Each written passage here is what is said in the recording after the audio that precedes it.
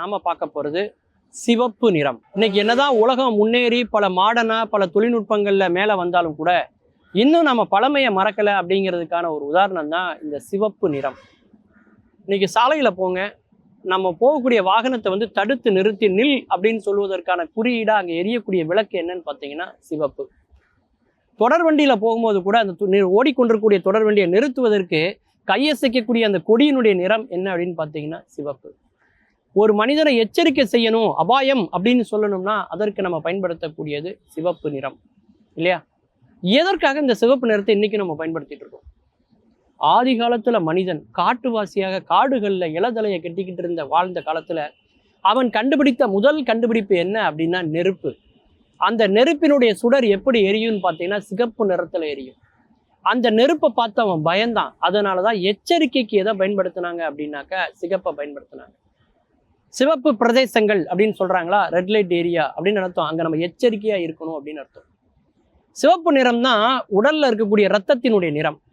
அப்ப ரத்தம் வெளியேறினா என்ன ஆகும் அப்படின்னா ஒரு அபாயம் ஏற்படும் உடலுக்கு இல்லையா? அதனாலதான் அபாயத்தை குறிக்கக்கூடியது சிகப்பு நிறத்தை நம்ம பயன்படுத்துறோம்.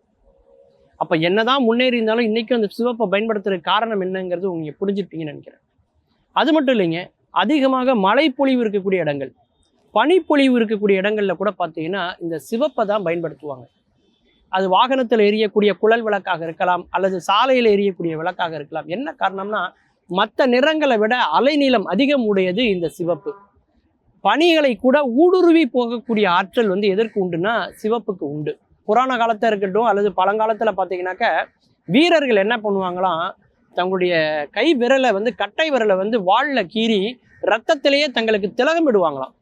அந்த அளவுக்கு உணர்ச்சி வசப்படக்கூடிய சக்தி எதுக்கு உண்டு அப்படின்னா அந்த ரத்தத்துக்கு உண்டு, அங்க இருக்கக்கூடிய நிறத்துக்கு உண்டு. எண்ணங்கள் எதுவோ அதை பிரதிபலிக்கக்கூடியதுதான் வண்ணங்கள். வண்ணங்களிலிருந்து தான் நமக்கு எண்ணங்கள் பிறக்கிறது. அதனாலதான் பாருங்க, ஒரு ஆம்புலன்ஸ்ல இருக்கக்கூடிய அந்த குழல் விளக்கா இருக்கட்டும், ஆபரேஷன் தியேட்டர்ல வெளியில இருக்கக்கூடிய விளக்கா இருக்கட்டும், இது எல்லாமே சிகப்பு நிறத்தோட வைத்ததுக்கு காரணம் என்னன்னா அது நம்முடைய ஆயுளோட தொடர்புடையது, நம்முடைய ஆரோக்கியத்தோட தொடர்புடையது. இரத்த ஓட்டம் சீரா இருக்கணும் அப்படிங்கிறதுக்காகத்தான் அன்னைக்கு வந்து ரத்தத்தினுடைய நிறத்துல வந்து அன்னைக்கு அதை வந்து வடிவமைச்சாங்க.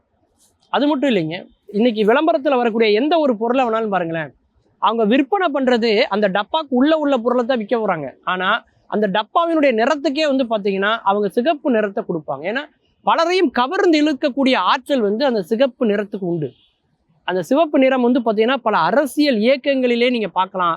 அவங்களுடைய கொடிகள்ல, அவங்களுடைய சின்னத்துல எல்லாத்துலேயுமே அந்த சிவப்பு நிறம் இருக்கும். அவளுடைய விசிட்டிங் கார்டும் அதில் தான் அவங்க வந்து வடிவமைப்பாங்க. ஏன்னா அது வெற்றிக்கான அடையாளம் அப்படிங்கிறது ஆதி காலத்திலேருந்து மனிதனம் பின்பற்றி வரக்கூடிய ஒரு பெரிய ஒரு ஃபார்முலா, சூத்திரம் அப்படின்னே சொல்லலாம். அது மட்டும் இல்லைங்க, இந்த விப்ஜியார்னு சொல்றோம் பாருங்க, நிறப்பிரிகை. இதுல கடைசியா இருக்கிறது எது அப்படின்னு பார்த்தீங்கன்னா சிவப்பு. கடைசி நிறம் சிவப்பு. அதுலேயும் அந்திவானம் சொல்லக்கூடிய அடிவானம் இருக்கு இல்லையா, அந்த அடிவானத்தினுடைய நிறம் என்ன அப்படின்னு பார்த்தீங்கன்னா சிவப்பு. ஒருவரை வந்து மகிழ்ச்சி படுத்துவதற்கான நிறம் எது அப்படின்னு பார்த்தீங்கன்னா சிவப்பு. அதனாலதான் பாருங்க சிவப்பு கம்பள வரவேற்பு அப்படின்னு சொல்லுவாங்க. திருமணத்துல கூட மணப்பெண்கள் அதிகமா விரும்பி அணியக்கூடிய ஆடையினுடைய நிறம் என்ன அப்படின்னு பார்த்தீங்கன்னா சிவப்பு நிறத்துல தான் ஆடை அணிவாங்க. ஏன்னா எல்லாருடைய கவனமும் நம்மளை ஈர்க்கணும் அப்படிங்கிறதுக்காக.